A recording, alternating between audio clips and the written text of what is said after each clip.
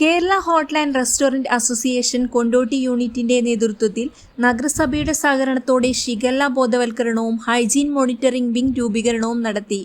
ഭക്ഷണശാലകളിലെ വൃത്തിയും സുരക്ഷയും ഉറപ്പുവരുത്തുന്നതിന്റെ ഭാഗമായാണ് ഹൈജീൻ മോണിറ്ററിംഗ് വിംഗ് രൂപീകരിക്കുന്നത്. ഇതു സംബന്ധിച്ച് ഹൈജീൻ മോണിറ്ററിംഗ് ജില്ലാ ചെയർമാൻ നൌഷാദ് ഡേനൈറ്റ് വിശദീകരിച്ചു. സംസ്ഥാന കേരള ഹോട്ടൽ ആൻഡ് റെസ്റ്റോറന്റ് അസോസിയേഷന്റെ സംസ്ഥാന കമ്മിറ്റി വിഭാവനം ചെയ്ത പുതിയൊരു പദ്ധതിയാണ് ഹൈജീൻ മോണിറ്ററിംഗ് സെൽ എന്ന് പറഞ്ഞിട്ട്. ഈ ഹൈജീൻ മോണിറ്ററിംഗ് വിങ് സംസ്ഥാനത്തുടനീളം 14 ജില്ലകളിലായിട്ട് 7 ഭാഗം തെക്കൻ ജില്ലകളും 7 ഭാഗം വടക്കൻ ജില്ലകളുമായിട്ട് അതിന് സംസ്ഥാന ചെയർമാൻമാരായിട്ട് 2 ആളുകളെ തെക്കൻ ജില്ലയുടേത് പ്രസാദ് ആനന്ദഭവൻ്റെയും അതുപോലെ തന്നെ വടക്കൻ മേഖലയുടേത് നമ്മുടെ ബിജു ചുള്ളിക്കര കാസർഗോഡുമായിട്ട് ഒരു സംസ്ഥാന കമ്മിറ്റി കൽപ്പിച്ച ഒരു പരിപാടിയാണിത്. അപ്പോൾ അതിൽ ജില്ലാ അടിസ്ഥാനത്തിൽ ആദ്യം 7 ജില്ലകളിൽ കോഴിക്കോട്, പാലക്കാട്, കണ്ണൂർ, കാസർഗോഡ്, വടക്കൻ മേഖലകളിലുള്ള 7 ജില്ലകളിൽ അതാത് സർക്കിളിലുള്ള അസിസ്റ്റന്റ് കമ്മീഷണർമാരും FSOമാരും വെച്ചുകൊണ്ട് ഈ കഴിഞ്ഞ മാസങ്ങളിൽ അതിൻ്റെ വിപുലമായ പരിപാടികൾ നടന്നു വന്നു. ഇതിൻ്റെ പ്രധാന ഉദ്ദേശ ലക്ഷ്യം എന്താണെന്ന് വെച്ചാൽ നമ്മൾ ഒരു സ്ഥാപനത്തിൽ ഒരു ആരോഗ്യ വിഭാഗമോ അതല്ലെങ്കിൽ ഒരു ഫുഡ് സേഫ്റ്റി വിഭാഗമോ വന്നു കഴിഞ്ഞാൽ നമ്മളെ സ്ഥാപനം സ്വയം നമ്മൾ തന്നെ വിലയിരുത്താം.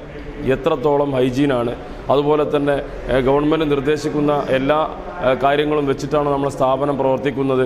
അതുപോലെ തന്നെ പൊതുജനങ്ങൾ ഭക്ഷണം കഴിക്കുന്നത് കൊണ്ട് അവർക്ക് ഹാനികരമായിട്ടുള്ള എന്തെങ്കിലും രാസവസ്തുക്കൾ, അത് കളർ ഉൾപ്പെടെയുള്ള സാധനങ്ങൾ നമ്മൾ അതിൽ ഇടുന്നുണ്ടോ, ഇത്തരം കാര്യങ്ങളൊക്കെ കൂട്ടിയോജിപ്പിച്ചുകൊണ്ട് നമ്മൾ ഒരു ടീമായിട്ട് ഇത് ഞാൻ നേരത്തെ സൂചിപ്പിച്ച പോലെ ജില്ലാ തലത്തിൽ ഇതിൻ്റെ മീറ്റിങ്ങുകളൊക്കെ കഴിഞ്ഞു.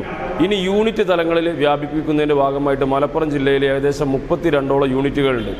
ആ 32 യൂണിറ്റുകളിലും ഓരോ യൂണിറ്റുകളിൽ ഇതിൻ്റെ ചെയർമാനെയും കൺവീനറെയും തിരഞ്ഞെടുത്തുകൊണ്ട് ആ പ്രദേശത്തുള്ള അല്ലെങ്കിൽ ആ യൂണിറ്റുകളിലുള്ള കച്ചവടക്കാരെ ബോധവൽക്കരിക്കുന്ന രീതി, അതായത് തികച്ചും സൗഹൃദപരമായിട്ട് ഒരു വിട്ടുവീഴ്ചയും വരുത്താതെ, അതായത് ഏതൊരു സ്ഥാപനത്തിൽ കയറിയാലും ആ സ്ഥാപന ഉടമയും ആ ചെയർമാനും കൺവീനറും ഉൾപ്പെടെയുള്ള സംഘം ആ കാര്യങ്ങൾ വിലയിരുത്തി എന്താണോ നമ്മൾ ക്രോസ് കണ്ടാമിനേഷൻ ആകുന്ന രീതിയിൽ ഫ്രിഡ്ജിൽ സാധനങ്ങൾ സൂക്ഷിച്ചിട്ടുണ്ടോ, അതല്ലെങ്കിൽ ജൈവ അജൈവ മാലിന്യങ്ങൾ സംസ്കരണ പ്ലാന്റ് ഉണ്ടോ, അതല്ലെങ്കിൽ ലിക്വിഡ് വേസ്റ്റിനുള്ള പ്രത്യേകമായിട്ടുള്ള സാഹചര്യം ഒരുക്കിയിട്ടുണ്ടോ, ഇതൊന്നും ഒരുക്കിയിട്ടില്ലെങ്കിൽ പോലും നമ്മൾ അതൊക്കെ അവർക്ക് പറഞ്ഞു കൊടുത്തുകൊണ്ട് ഒരു സൗഹൃദമായിട്ടുള്ള രീതിയിൽ സംഘടനയെ വളർത്തുക എന്നുള്ളതാണ് ഇതിൻ്റെ പ്രധാന ലക്ഷ്യം.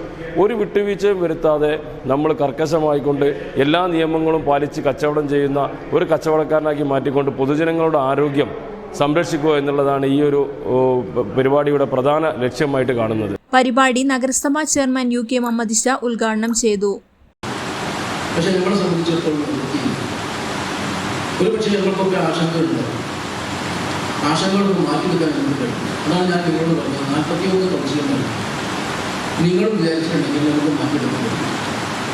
നഗരസഭയിലേക്ക് ദ്രവമാലിന്യങ്ങളും ഖരമാലിന്യങ്ങളും സംസ്കരിക്കുന്നതിന് വേണ്ടി ധാരാളം ഫണ്ടുകൾ വന്നിട്ടുണ്ട്.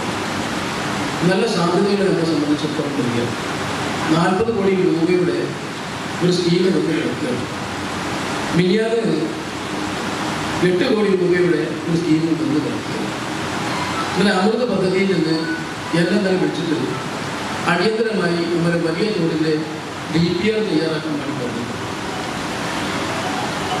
5000 കോടി രൂപയുടെ ഒരു വലിയ പദ്ധതി കേരളത്തിലേക്ക് വരിക കേന്ദ്ര ആവിഷ്കരിച്ചതാണ്. അതിൽ ഓരോ നഗരസഭക്കും മാത്രം കൊടുക്കാനുള്ള പൈസയാണ് 5000 കോടി. നമ്മൾ എന്തിനു ഉപയോഗിക്കണം, നമുക്ക് എന്തിനു ആവശ്യപ്പെടണം, അതാണ് അതൊക്കെ ശുചിത്വവുമായി ബന്ധപ്പെട്ട കാര്യങ്ങളാണ്. അപ്പം നമ്മളെ ഒരുപാട് സാധ്യതകളുണ്ട്.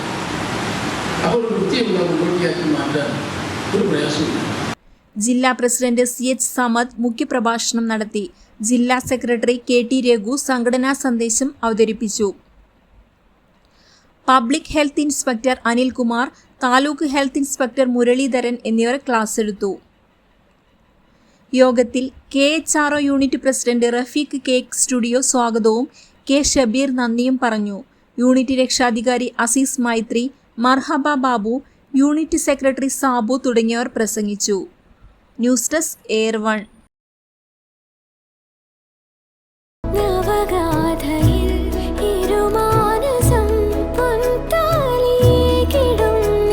Nesra Gold and Diamonds, Kalpaka Building, Bypass Road, Kondoti.